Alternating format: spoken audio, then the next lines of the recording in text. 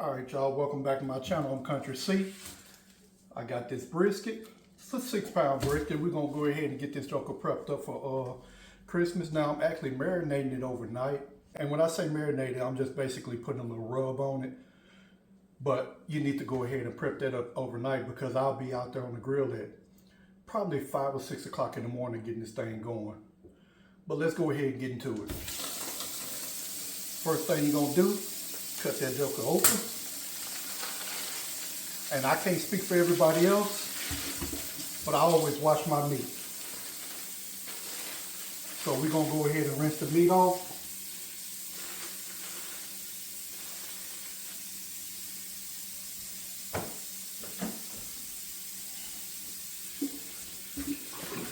Rinse it in cold water.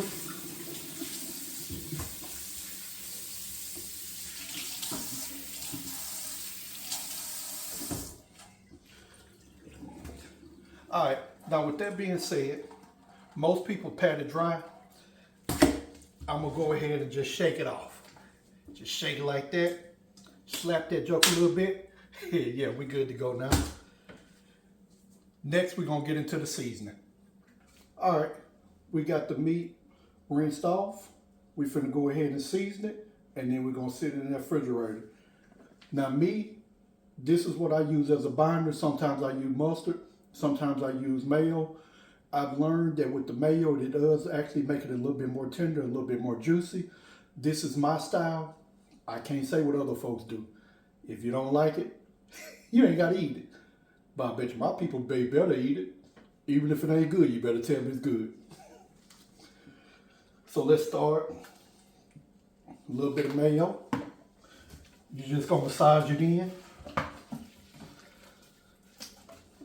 You want the mayo to be on both sides of the meat. And you're not really concerned with the mayo itself. You just need the mayo on there so that your seasoning will stick.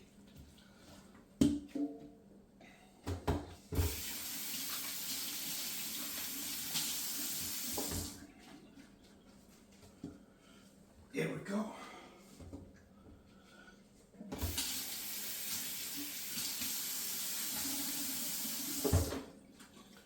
All right, all I'm doing is a little fajita seasoning. I ain't doing that major this time. Sprinkle it on there like that. You can be generous with it too, because with that brisket, you're gonna want some seasoning on there so it'll actually stick. You don't have to rub it in, just kind of pat it in so it actually sticks into the meat. Flip it over and get that other side. Oh yeah, by the way, I got a pre-trimmed brisket because I'm being a little lazy. And it's about 6.5 pounds.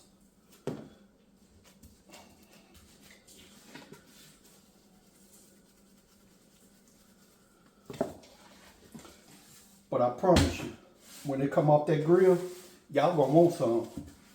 Guess what? You ain't put in on this, man.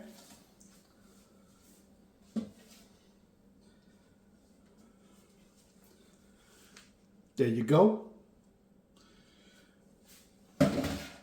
Now we're gonna let it sit in the refrigerator overnight, and we'll put it on the grill in the morning when we fire that grill up. All right, y'all, I got the meat on the grill. If you can see, I got my temperature about 250. I'm gonna let it roll up to probably about like 275, 300 later on. Reason being, I got an offset smoker. I just put that brisket on there. It's 7 o'clock in the morning right now. It should be done about like probably 2. And the reason why I'm actually going up to about 300 degrees is because my offset smoker, as you can see, I got my wood and my charcoal on it. If you put the meat on the far end over here, it actually takes a little bit longer for the actual temp to hit. So even though it's saying about 300, over here is still going to be about like 250, 275, which is what I want. And I'll just turn the meat around and rotate it. But you'll see a little bit more later on. All right, y'all, we're an hour and a half in. I've already cooked the first side and get that sear on it.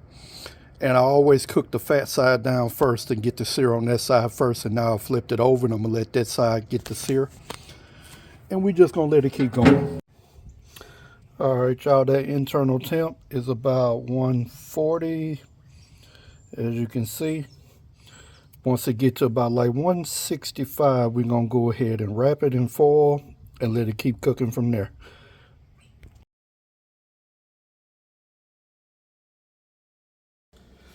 All right, y'all, we back for the grand finale now.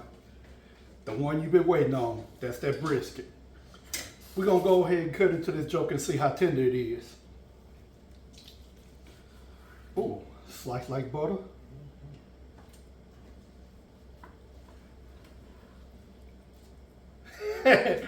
Boy, that's so tender you don't even need no teeth. That's what I'm talking about.